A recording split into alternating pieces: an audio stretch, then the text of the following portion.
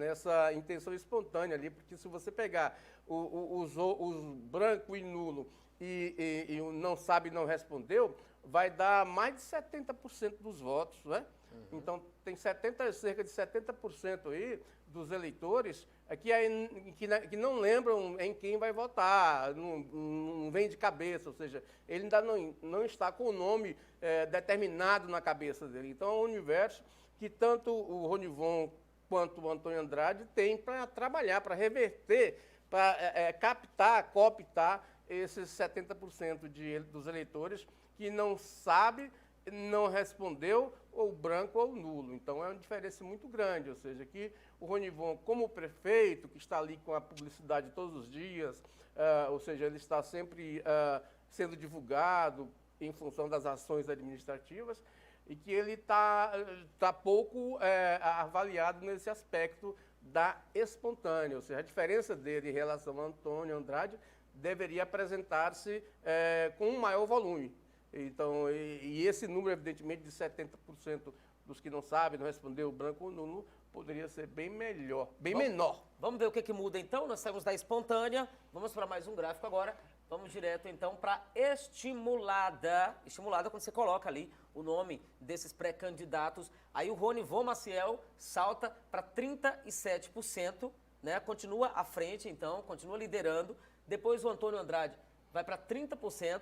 Nesse Formel, 6%, sempre ali ocupando o terceiro. Segue na mesma sequência o Álvaro da A7, 5%.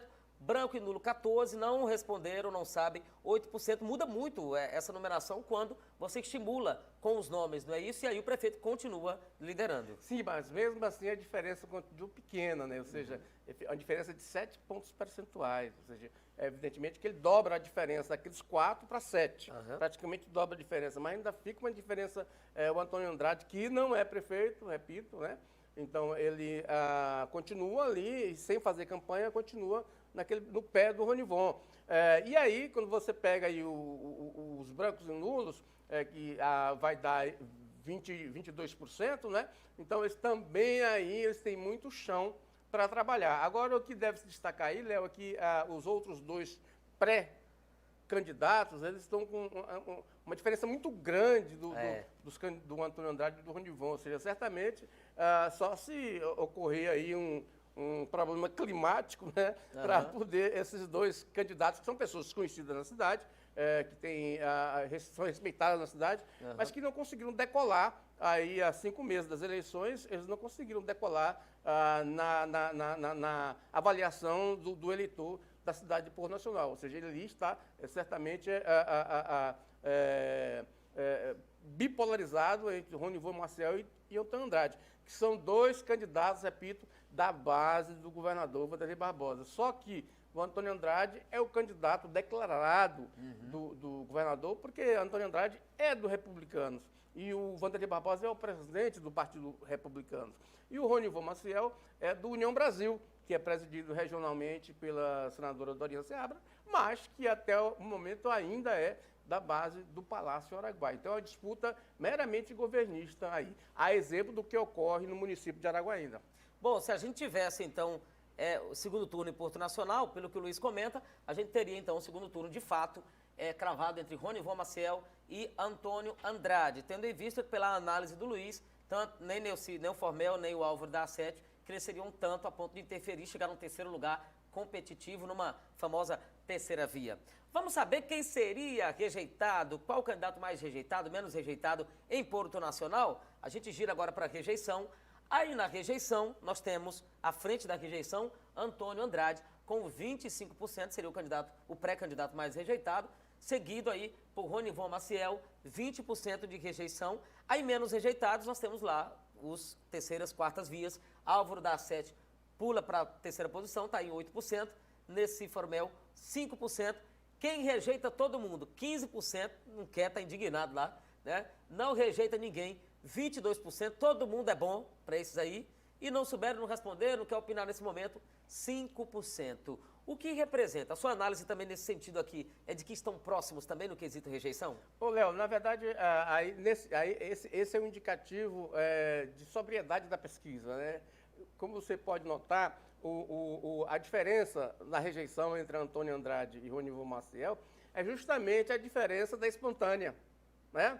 A espontânea, o Ronivan está à frente de Antônio Andrade, 4 pontos percentuais, que são os 4 percentuais de menos rejeição que ele tem em relação a Antônio Andrade. Então, na verdade, essa rejeição está espelhando o resultado da espontânea, que é a pessoa que diz que vai votar de qualquer jeito, num ou no outro. Uhum. Então, essa rejeição define os 4% que não votam espontaneamente no Antônio Andrade e os 5% que votam espontaneamente no Ronivan, a mais, né? Então, na verdade, está espelhando aquela da espontânea. Agora, a rejeição dos outros dois, né, do Álvaro e do Nelci Formel, na verdade é o seguinte, o candidato, quanto menos conhecido menos rejeição ele tem, né? Então, eles são menos conhecidos do que Antônio Andrade e Ronivan Maciel. Então, certamente, isso deve explicar essa rejeição muito pequena aí desses dois candidatos, do Álvaro e do Nelci Formel, né, que é o empresário lá de Porto Nacional. Agora, a questão 15% está indignado. Está indignado. Não quer ninguém. Esses aí, os dois aí, na estimulada, pode tirar os 15% daquela sobra que está lá na estimulada, né? Que eles têm que dar aqueles 33%. Agora os que não rejeitam nenhum, 22%, não, qualquer um, todo mundo é bom. Vota em qualquer um, né? Não tem problema, né? E 5% que não respondeu, está guardado ali, são votos que podem ir tanto para o Antônio Andrade como para o Ronivan, por exemplo? Sim, são votos que podem ir para qualquer um dos dois. Agora, o que não responde, não sabe, às vezes, em cidades pequenas, né, eles têm medo até de falar para quem vai votar, às vezes é um servidor público, também perdeu o cargo comissionado, né? Então, tem muito disso no não sabe e não respondeu, porque no município, na verdade, todos sabem quem vai votar, né? Ele sabe a porta da rua dele, da casa dele, porque a eleição no município, ela começa na porta da casa do cidadão contribuinte. Se a porta da casa dele está boa, a tendência dele é votar no prefeito que trabalhou para melhorar aquela sua avenida, aquela sua rua, a rua em que mora, o bairro em que mora. Bom, então essa foi a pesquisa, né, realizada pelo Instituto Inquest lá em Porto Nacional. Os dados, para você novamente, da metodologia, registrada na Justiça Eleitoral com o número 02424/2024, 800 entrevistados, confiabilidade 95%, margem de erro 3,5%, coleta de dados realizada então do dia 20 a 22 de maio de 2024, mostrando então esse cenário e, a princípio, com a liderança do atual prefeito Ronivan Maciel, mas que, segundo a análise aqui do Luiz Armando, precisa, né, continuar de olho no segundo colocado, que então, o deputado federal Antônio Andrade, que também já está trabalhando aí, né, e chegando próximo, como você viu aqui, tanto em rejeição ele lidera, mas também no quantitativo de intenções de votos, ele também já se aproxima ali, chegando aos 30%, né? Mas na verdade, o Ronivan tem 38%. Está quase na margem bem próximo da margem de erro. Margem de erro seria 4, 3? Como é, 3 pontos, parece que é 3,9 da pesquisa. Tá, então o Ronivan teria o dobro da margem de erro. Está ali, né? Eu acho que o Ronivan vai ter que trabalhar muito, vai ter que ir à frente, né? Ele tem trabalho prestado na cidade, a população está gostando da administração dele, faz um trabalho muito bom. Nos últimos 2 anos ele realmente avançou muito, né? E não tem nenhuma denúncia de desvio de recursos públicos no município. Então, ele está bem posicionado na cidade. A questão que ele vai ter que trabalhar muito é a questão partidária, alianças partidárias. Lembrando que os dois pré-candidatos ainda precisam oficializar os vices também, os vices pré-candidatos, que pode dar também uma guinada em ambas as partes. E a chapa proporcional de cada um, que vai dividir. E a chapa de vereadores. Exato. Bom, nós vamos girando agora, 13 horas mais 1 minuto. Olha, a Polícia Federal deflagrou a Operação Moiras com o objetivo de apurar atos de corrupção, gestão fraudulenta e outros crimes contra o Instituto de Previdência Social do município de Palmas. Nós vamos agora ver as primeiras informações. A Polícia Federal cumpre 27 mandados de busca e apreensão nesta sexta-feira em 6 estados. A investigação apura a interferência de empresários, também de agentes públicos e políticos no Instituto de Previdência Social aqui do município de Palmas, ocasionando o potencial prejuízo de mais de 74 milhões de reais. Mandados estão sendo cumpridos nas cidades de Palmas, Araguaína, Paraíso do Tocantins, Monte do Carmo, além de cidades nos estados de São Paulo, Rio de Janeiro, Goiás, Paraíba e também Amapá. Atenção, editor, cobrir a partir de agora com imagens. Conforme a PF, há suspeitas de que os envolvidos estariam direcionando decisões para que o Previpalmas aplicasse 50 milhões em fundos que não possuem liquidez, também chamados de fundos podres, o que pode ter gerado prejuízo. A investigação busca identificar as pessoas que supostamente participaram dessas ações criminosas, colher provas e também recuperar os possíveis recursos desviados. Caso sejam obtidas provas suficientes, os suspeitos poderão ser indiciados pelos crimes de corrupção ativa e passiva, peculato, lavagem de dinheiro e também gestão fraudulenta, cujas penas somadas podem chegar até a 46 anos de prisão. Além disso, o Poder Judiciário também pode decretar a perda de bens e valores, no intuito de recuperar os possíveis recursos desviados nas ações criminosas. Bom, olha, nós procuramos a Prefeitura de Palmas para falar sobre esse assunto e a Prefeitura emitiu uma nota esclarecendo. Eles afirmaram, né, a realização da Operação Moiras da Polícia Federal foi deflagrada hoje e aí confirmaram que a operação se trata de investigar irregularidades, segundo a Prefeitura, irregularidades que teriam sido realizadas em 2017. E na atual gestão, que teve início em 3 de abril de 2018, foi determinado, segundo a nota, o ajuizamento de ações via Procuradoria-Geral do município para declarar nulas as aplicações e obter a restituição dos valores. Segundo a nota da Prefeitura, o Previpalmas realizou auditoria sobre as aplicações para identificar possíveis falhas e também responsáveis pelos processos de aplicação. O relatório dessa auditoria foi encaminhado, segundo a nota, aos órgãos de controle, inclusive para a Polícia Federal. A Prefeitura de Palmas informou que adotou todas as providências para identificar as falhas nos processos de investimentos e a restituição dos valores aplicados para garantir os direitos dos servidores públicos. O Previpalmas e a Prefeitura de Palmas, segundo a nota, estão à disposição das autoridades para colaborar com as investigações, estando ao lado dos servidores públicos municipais, os principais interessados nas apurações, na obtenção também da restituição dos valores. Então, segundo essa nota da Prefeitura, né, todos os atos aí investigatórios são ligados à administração anterior, ainda do ano de 2017, né, tendo em vista que a prefeita Cíntia Ribeiro teria, então, tomado posse em 2018. Para comentar esse assunto, estou aqui com o Luiz Armando, porque um dos alvos foi a casa do ex-prefeito Carlos Amasta, que inclusive se defendeu agora há pouco nas redes sociais. É isso, Luiz? É isso, Léo. Eu conversei com o Carlos Amasta na manhã dessa sexta-feira, né? E ele me disse surpreendido com a ação da Polícia Federal, porque, segundo ele, os balanços da Prefeitura na gestão dele foram aprovados pelo Tribunal de Contas e efetivamente foram, e a Assembleia e a Câmara também aprovou. E os balanços do Previpalmas daquele ano foram aprovados pelo Tribunal de Contas do Estado nos últimos meses aí.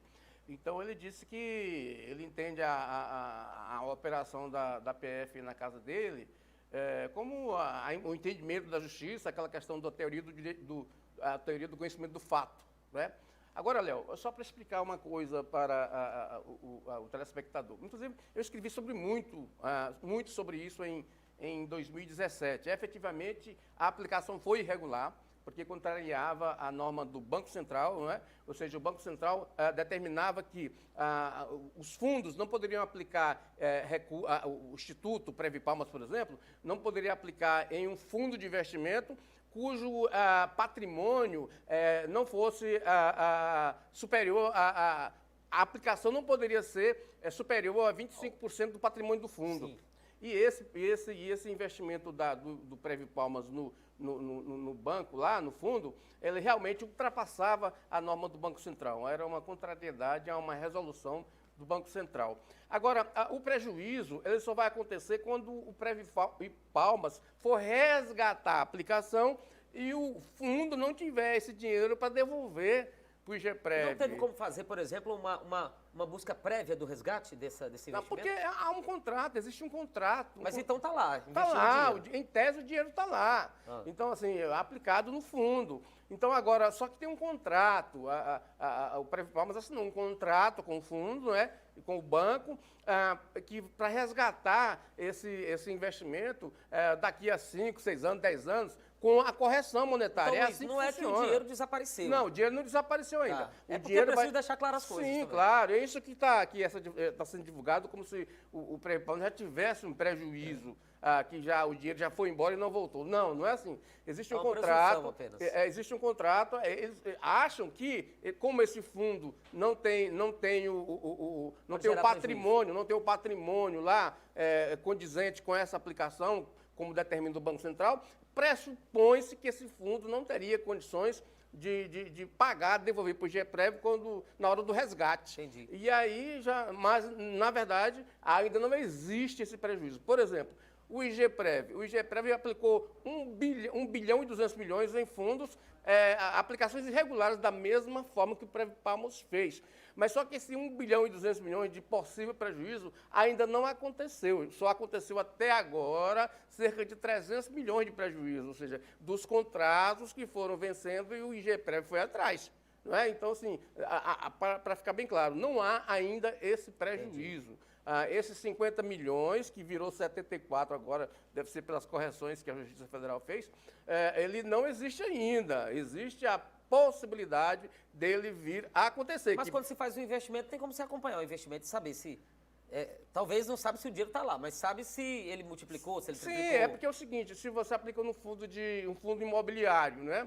Você tem que saber onde é que ele aplicou, se aplicou na construção de prédios, se aplicou numa construção de hotel, não é? Então é dessa forma. Então são fundos de investimento, né?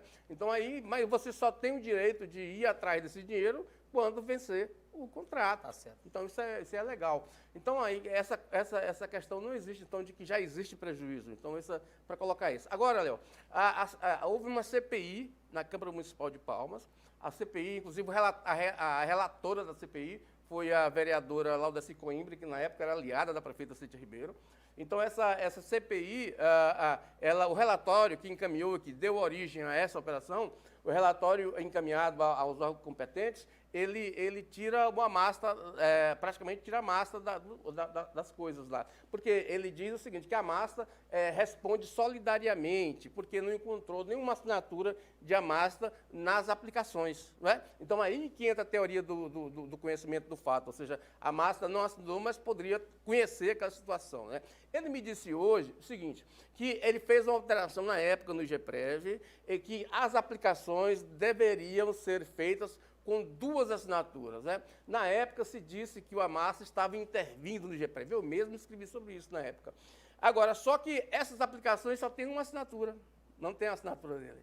Então, ele certamente, essa investigação, no momento está numa fase de investigação, ela vai correr ainda muito. Agora, para o Amasta fica o passivo político, né? Porque ele é pré-candidato a prefeito e certamente, apesar do tempo, ninguém vai lembrar do tempo que correu entre o relatório da CPI e essa operação da Polícia Federal. Então, vai só pensar o quê? Vai lembrar o quê? Vai lembrar só que a Amasta teria dado esse desfalque aí de 74 milhões no Previpalmas. Isso é muito ruim para a campanha dele. Por isso que ele está preocupado. Inclusive, ele chegou a se defender nas redes sociais, dizendo que estranha, né, ter tirado do baú uma operação agora em ano eleitoral, segundo ele, novamente, né? Mas a gente espera, então, que tudo de fato seja esclarecido. E o Luiz Armando deu uma grande contribuição aqui, jornalisticamente, como investigador que é, de esclarecer os fatos da forma em que deve ser esclarecido, sem nenhum tipo de lado.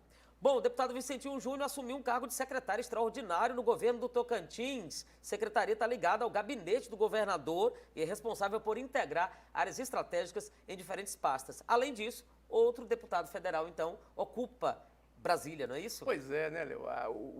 O negócio, é política, né? Política é legítimo, é legal, Agora fica a indagação, né? Porque o Vicentinho Júnior, por exemplo, atualmente, ele é presidente da Comissão de Agricultura da Câmara dos Deputados, ou seja, é um cargo importantíssimo, né? Ele é vice-líder da maior bancada de deputados da Câmara dos Deputados, então, e ele deixar isso tudo para vir ser secretário de Ações Estratégicas do governo do Tocantins, assim, merece uma explicação técnica, né? Porque política é política mesmo, né? Porque a Secretaria de Ações Estratégicas não tem função nenhuma. Talvez ele venha para dar uma ajudada na andança municipal agora, das eleições, né? Que pois é, não seria claramente mas a Secretaria é um órgão público, pago pelo governo. O governo não pode fazer tá isso. Certo, né? eu sei. Então, mas agora, só que a entrada dele no governo abre uma vaga para o primeiro suplente do PP, né? É o Júlio, lá de É Augustinópolis. o Júlio, imagina. O Júlio teve 5.400 votos, né? Tem deputado aí que ficou de fora com 48 mil votos. Ou seja, o Osíris Damasos teve 41 mil votos.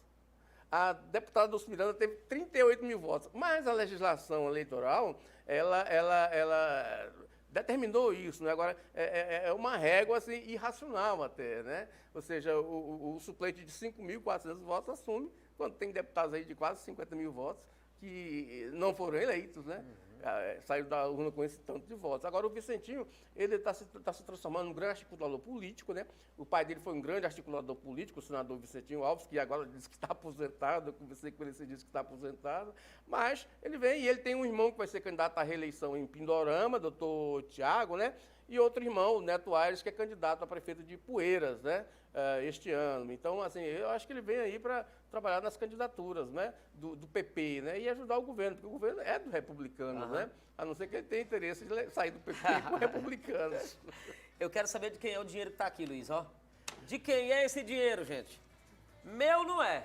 Esse dinheiro aqui, ó. O pessoal do GEPREV jogou aqui para esconder. De quem é esse dinheiro? Do Porque a Preve-Palmas. Polícia Federal fica mostrando dinheiro lá, não fica? Fica. Eu não sei, meu não é. Será que é do cavalo? Será que é seu? Pega. Meu não é não. Não, meu não. Leva. Eu vou hoje, não tem saber de dinheiro. Eita, segunda-feira você está de volta comigo aqui. Estamos de volta. Bom, obrigado, gente. Segunda-feira estamos de volta com o Povo na TV, Bastidores da Política. Lembrando que 18h30 tem ele, não é? Ele com a turma toda ali, né? Otávio Pernambucano e o Tá Na Hora. A gente volta segunda-feira com mais